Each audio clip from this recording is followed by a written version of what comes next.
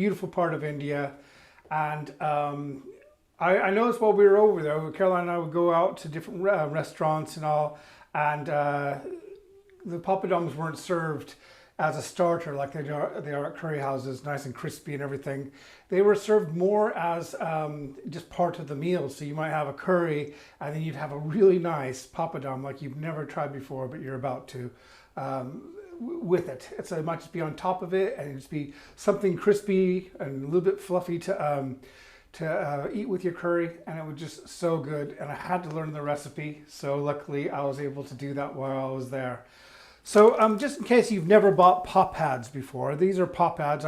These are ones I've purchased, and this is what you get when you go to a curry house. They'll take these pop pads and they'll put them in oil and fry them. Just see it so you can see it's really dry. I can pretty much crumble it if I want to, just break it into pieces. Okay, and the reason for that is they're made to obviously to send abroad, and by getting all that moisture out of the pop pad itself, it also makes them crispier. Now, the sign of a really good pop pad or a poppadom over in Kerala, and I'm sure probably other parts of India as well, is its freshness. So yesterday I made a bunch of poppadoms, and these are the pop pads I made to actually make them. And as you can see, I can kind of bend that, but I've let this dry by the fire all day yesterday and all day today. And you can see it's still bendable, but it's not really crazy bendable. It's not crackling or anything like that. If I wanted to, I could keep drying these out. And in the summer, you could put them out in the sun for a day. Just put them on a clean surface and just heat them like that, and then turn them over in the sun, and just keep doing that until they're really crispy dry. If that's what you want to do. Now these are ones I made today. So I made these pop pads today, and as you can see, they are a lot more bendy, and that's because they're not as dry. However, like I said, it's the ones with a little bit more moisture in, so they're dried a little bit. Maybe I think I've dried these for about 4 hours today. Still quite a lot of moisture in them, but those are the sign. That's the sign of a good poppadom, because what happens is instead of becoming really, really crispy like they do when you purchase them, they do become crispy, but there's also just tones of just softness, and it's almost like a bread in a way. And I cooked right before we started tonight. I cooked up one from yesterday and one from today. And they were just completely two different things. So you have to decide what you want to go for. If you want to go for the really crispy ones and dry them until they're completely dry, or I'll show you the difference tonight, what you're going to get if you don't actually dry them as long. And personally, that is my favorite. So making them is really quite simple. And this is a recipe that will get you 6 poppadoms. So I suggest you try with a small amount of flour first and see how it goes for you. And if you like them and you're really happy, then go ahead and double this recipe or triple it or whatever you want to do. One thing I thought I'd show you, if you can go over to the the camera there. Okay. Yeah. Yeah. So I've made plain poppadoms. There you are. There's a plain one. And then I also, in this one, I threw in a bunch of cumin seeds, and those are really nice. And then my favorites are, let's see if I can get this, these that have fresh green chilies in them. And you can put pretty much anything, if you go back over to that one there, you can put pretty much anything into them you want. You'll see when you go to shops and stuff that sometimes they have ground pepper in them, or they have just some other, maybe just chili powder, whatever. You can make, you're making them yourself, so you can put whatever you like into these and just make them really special. And they do look different too. So when you see this, it's really something that, if you're having a curry party with friends and everything, and you want to bring out something different that they're not expecting, this is something to start with. It's a great starter. And it's also good with the meal itself. So I've got a cup. So that's an American cup. I'd say about 250 grams or so. But just, I think we just measured this out in a regular teacup, didn't we? That wasn't a U.S. cup, was it? Yeah, so just a teacup. And just put that in there. There isn't, as you'll see, an exact amount to use here. But like I said, this amount, about one good-sized teacup will get you 6 pop pads. And to this, I'm going to use something which is called papadums. And this took me forever to get. And just so you don't turn off right now thinking, I don't know where to get papadums. When I finally did get it, it says down below, sodium bicarbonate. So it is bicarbonate of soda. It's what we can get at any supermarket. And yes, I have tested it. It's the same stuff. Hang on, someone's asking cup of what? Did you clarify what flour it is? Yeah, it's a urad dal flour. So it's just a ground urad dal. This is urad dal, the actual lentils. That's urad dal lentils. And I'll put it over there so I can show. Right, hang on. So if you have trouble finding urad dal flour, which I had trouble last week, that's why we've had to postpone this, you can just grind these, if you have a good spice grinder, and grind them into a flour. We got it on Amazon in the end, though. Yeah, we ended up getting it on Amazon. I ordered it at 6 o'clock at night, and it was there the next day, so there must be stock somewhere. It wasn't a problem. No. I think there's quite a few people making these over here because you can't buy them. You can't buy them like this anyway. So I've got this cup of flour, and there's a recipe. My recipe, I think I've actually weighed it out at one time. So if you look at my blog, there's a link to it. Here's a good question. You will answer it now. Can you use plain flour? No, no. This urad dal flour is what makes poppadoms or it's one of the things that makes poppadoms what they are, poppadoms. So you've got to get the urad dal flour, and like I said, it wasn't hard. We had it next day when we ordered it. To this, I'm going to add about a teaspoon. This is another thing that makes poppadoms taste like poppadoms. And this is asafoetida, another thing that you can find at pretty much every supermarket now. And I'm just putting about a teaspoon of that into the flour. I'm putting a half teaspoon of this bicarbonate of soda in there. And just a bit of salt, so about half teaspoon of salt. There's a salty flavor to the bicarbonate of soda, so it's sodium bicarbonate. So you don't want to put too much salt in. And I've found that for our taste, that a half teaspoon is really all you need. And in this case, I'm not going to make plain poppadoms. I've got some roasted cumin seeds, so I just roasted some cumin seeds in a pan until they kind of were fragrant and all. I'm putting about a teaspoon of cumin seeds in there. And then what I've got here is 100 milliliters of water, and I'm not going to use all this. So this is where you have to I'm going to show you as I go, because it really depends on how fine the flour is you got and everything like that. But you don't want to put too much water in, because we found that out the hard way last year when we were making these. And if you put too much water in, they just never take. So I'm going to add just a drizzle of water there. With my hands, I'm going to go in there and start making it in to a dough. And I'm going to need a little bit more, so go there. I think it's always less water than you think you're going to need. Yeah, it is. It's always a little bit less than you think you need.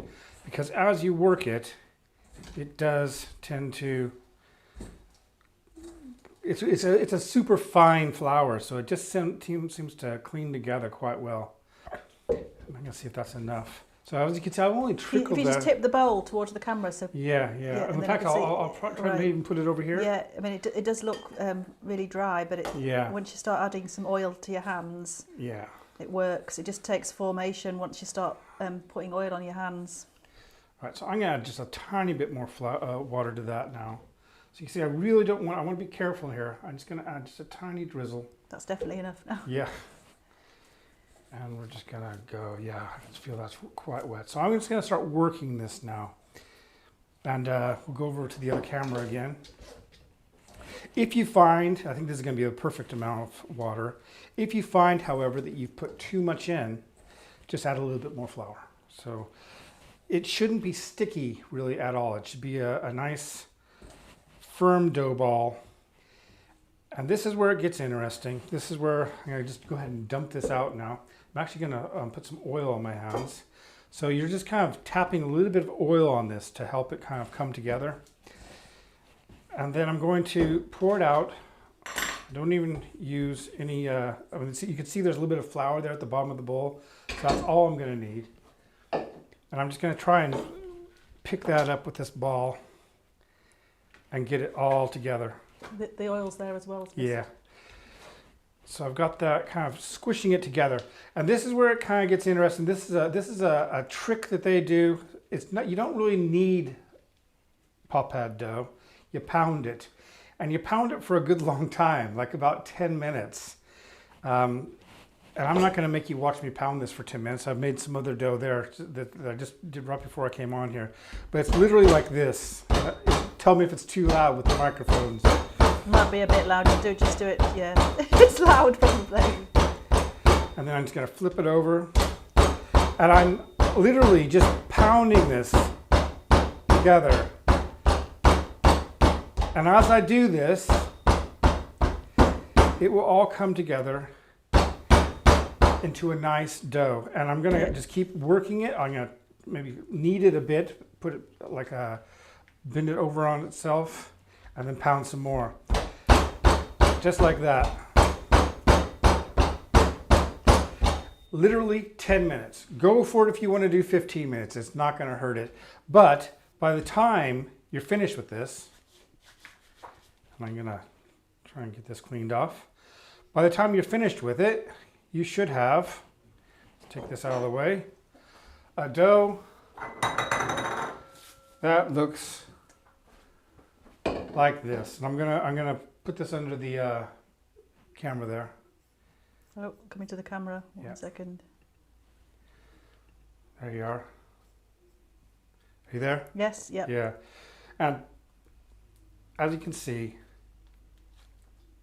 it's quite stretchy, isn't it? It's stretchy. It's like it's gonna actually stretch as I pull it. See that? It's actually stretching as I pull, and then it will break off eventually. But you just that's what you want to do. That's what when you're working it with your pestle, you want to be ensuring that by the time you're going to go and actually make these into pop pads, that you can stretch it. When you first start out, it'll just break in two.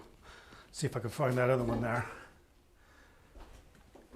So here's one that I haven't done for long enough, and it doesn't stretch. It just comes right apart. Okay.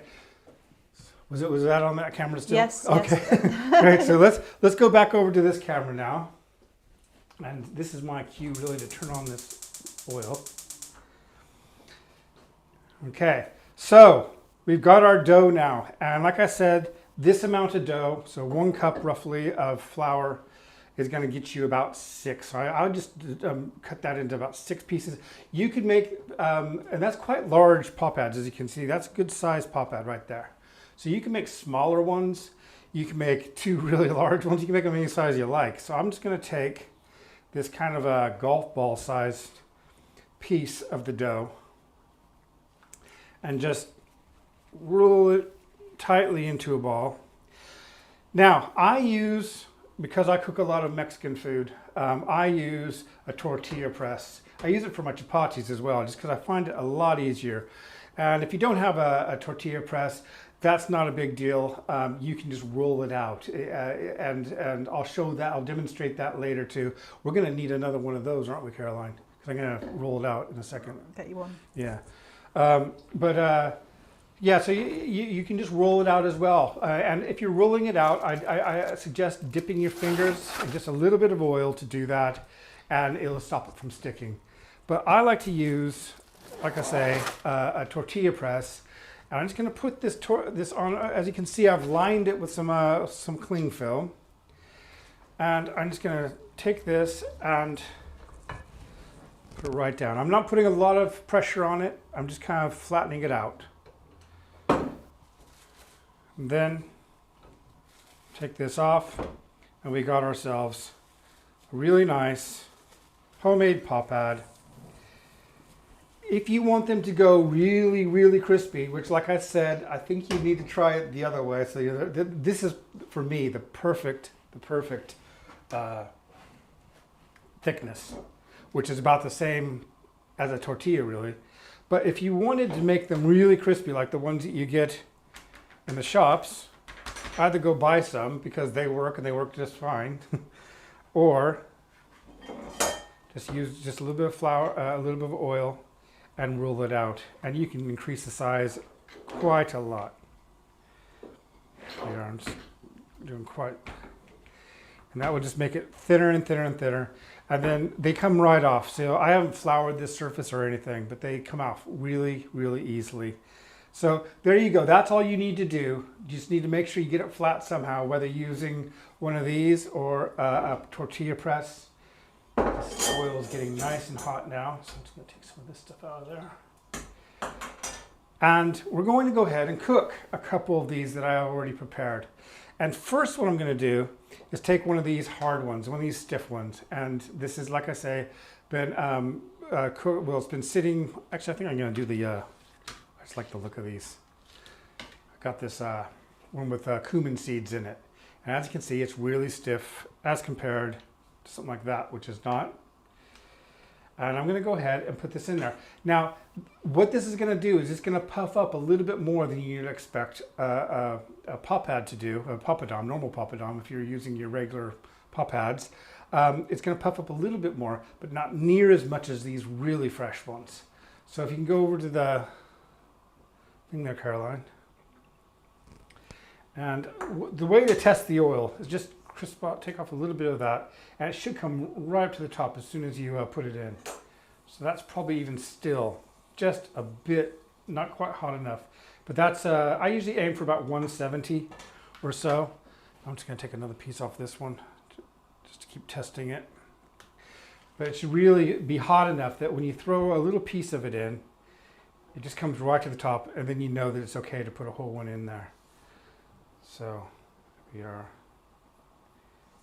That's looking, that's quite close. Okay, so I've got my 1 day, about 24-hour dried poppadom right there, poppad, which I'm going to put in there.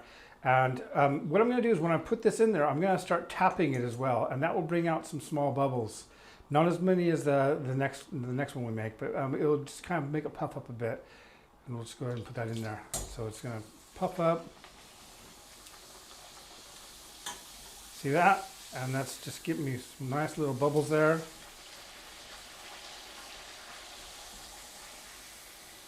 Maybe one more turn. It's got a nice bubble there in the center. And that, when I take it out of the oil and put it on some cling film, is going to just really crisp up. Not cling film. Cling film, paper towel, yeah. It really crisps up nicely. Now then, here's one of my really wet ones, the one I've only had really out for about 4 hours, and we'll see what happens to this one when I put it in.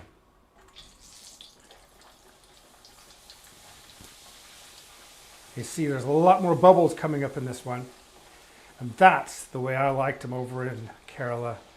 Just really nice and puffy.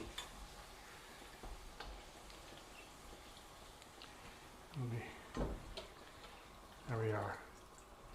This is going to be so good. I really like these ones. The chilies, as you can see, do get a little bit dark, but they are so good in this. It's just, it's my preferred version. So definitely try these. Let's see if I can put those under the green chilies there. So I'm going to go ahead and take that off there. And I better turn this oil off, and we'll give them a go. But they're really good for you. One thing you can do with these as well, I mean, because it's lentils. It's made out of lentils. So if you're gluten-free or anything like that, which I know a lot of people are, there's no gluten in them. And they're just really nice. And as you can see, they're starting to, it's starting to already get nice and crispy there. But you just got this really nice fluffy part too. It's just, it's not fluff, I mean soft, don't I? So it's really crispy on the outside. And it's just amazing. It's almost quite like chewy, which doesn't sound very nice, but it actually really is. It's so good. Yeah. And so much better than what you're going to get out of a packet. It's just so much better. All right, a few people are calling you out here, saying that in your red book and maybe online, you've said that you would never make papads. It's too much hassle. You know what? Buy that them. red book was written in 2016. Came out in 2017, and I'm a cooking nerd. When I go someplace and I see someone doing something, and I want to know how to do it, and they're happy to teach me. I learn it. We gave it a go. It's much easier than we thought, actually. It's something I tried. It's easier than making bread. That's how long I've been trying. I was trying to make papadums. I finally gave up, I think, back in 2015 or 14. Said, okay, I'm just going to buy them. And then when we were over in Kerala, and someone showed me how it's done, and we actually bought some, didn't we? We bought a big pile of them and brought them back to put in the freezer. But they taught me how to make them, and I'm telling you, it's probably one of the there's like 5 recipes that you always think of. Oh, I'm glad someone taught me how to do that, and that's one of them. It's just like almost like bread in places, whereas this one isn't. This one's more crunchy. See how it just breaks? So that one's been really dry. So that's a crispy papadum, but this one is more like a fluffy papadum. Yeah, really, really good. And they taste the same, but the texture is just out of this world. And people asking, which book is that in? It's not in any book until 2022, so you've heard it here first. But it is online. It is online. I put it on my blog.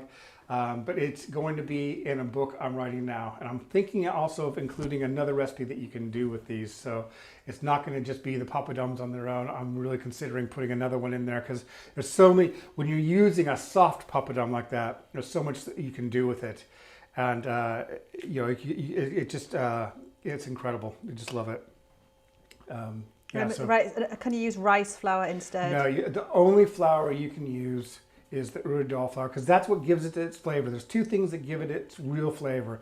Obviously, salt gives it its savoriness, but it's the urad dal flour and it's this asafoetida, which you can get everywhere now. You don't have to go to an Indian grocer or anything like that. This you might have to get online. You should get it at most Asian grocers as long as they've got it in stock. Because I know a lot of people do make their own because it's just one of those things that, you know, if you know how to make them, you're going to make them Mark's yourself. asking, can you freeze the uncooked papads? We haven't tried, have we? Yes, we have actually. I tried that about a year ago. Yeah. You can freeze them. Just